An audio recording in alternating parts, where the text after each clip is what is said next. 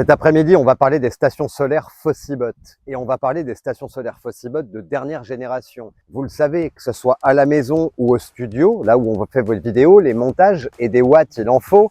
On utilise ça depuis presque 5 ans maintenant. Il y en a certaines, ça fait même 7 ans que je les utilise. Et puis, il n'y a pas de galère avec Fossibot. C'est garanti 5 ans, il n'y a pas de bug, il n'y a pas de panne. Et puis, ce qu'il faut dire, c'est que là, ils ont pris de l'avance sur la concurrence parce que depuis quelques mois, ils ont sorti ça, notamment. Et là, on peut vraiment parler de stations solaires de nouvelle génération. C'est inouï. C'est du matos qui est fait pour tourner H24. Alors là, vous voyez, on avait des outils, une mélangeuse à béton, le perfo et la petite disqueuse d'angle. Je vais débrancher pour pouvoir vous la montrer bien. Regardez bien ça, la famille. On va enlever le port USB aussi, laisser que le solaire et la multiprise. Là, vous voyez ce que j'ai dans les mains. C'est pas plus gros que ça. Vous savez que j'ai un bras gauche qui est très fatigué. Pourtant, je vous dis, je pourrais la porter sur 1 km. Là, on a 3600 watts de puissance pure. On a une pile au lithium en 15S, c'est-à-dire ça fait 51,2 volts. Ça, je connais pas mieux pour la conversion sur les prises 220 derrière. Je vous dis, je connais pas mieux que le 51,2 volts. Ça donne très peu de perte de conversion. Et là, je répète, vous allez pouvoir demander 3600 watts en pic. Ok. On a 2 ports USB de 140 watts chacun. Ça, c'est inouï. Pour gérer l'éclairage d'une maison, ça vous fait 280 watts de LED sans passer par le 220. C'est-à-dire pas de perte de conversion, même s'il y en a peu avec le 51 volts. Alors ça, on va faire une petite parenthèse parce que c'est important. Les premières stations solaires qu'on a vues comme ça il y a 8 ans maintenant, c'était une pile 12 volts à l'intérieur. Qu'elle fasse 1000 Wh, 2000 Wh, peu importe, c'était des piles 12 volts. Alors une pile 12 volts, quand le courant il est converti pour sortir en 220, comme ce qu'on demande aux stations, les machines à laver, les frigos, les congélos notamment, les outils aussi. Quand le 12 volts il est converti en 220, pouvez-vous dire qu'une pile de 1000 Wh, si vous en sortez 600, 650 avec le meilleur des convertos pur sinus, c'est tout ce que vous allez en sortir. Tout le reste va partir en perte de conversion. Là, on n'est pas en 24 volts, on n'est pas en 48 volts, on est en 51,2. Et je le répète, je connais pas de meilleure technologie. Ils sont pas nombreux à faire ça, clairement. Et ça, le matos, il est garanti 5 ans. Alors après, 3600 watts, une pile, je vous dis, 51 volts 2 d'un peu plus d'1 kWh. Mais ce qui est important, c'est que maintenant, la carte MPPT, donc la carte solaire, qui va permettre de mettre beaucoup de panneaux ou pas, là, elle encaisse 60 volts. 60 volts. Rendez-vous compte, ce 400 watts, il fait 41 volts.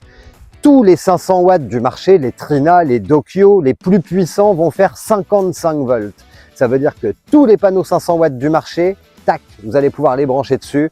Terminé, ça va plus biper comme avant parce que trop de panneaux, elle peut pas prendre autant de charge solaire. Là, il y a de la marge. Ça veut dire que l'hiver, vous chargez en 2h30. Rendez-vous compte. Et si ça se dégage un peu, qu'il fait beau, que le panneau il est bien exposé, vous allez charger en 2h30. Puis si c'est un peu plus mitigé, en 4 heures. Ça veut dire que le temps d'ensoleillement qui est beaucoup plus court l'hiver, en solaire, on va dire 10h, 17h à peu près, et encore 10h, 16h. Là, ça passe pour la remettre à 100%. Et ça, c'est génial. Donc, franchement, 3600 watts avec quelque chose que vous pouvez porter comme ça. Je vous rappelle qu'au début, les 3600 watts, elles faisaient 41 kg. C'était pas la même histoire.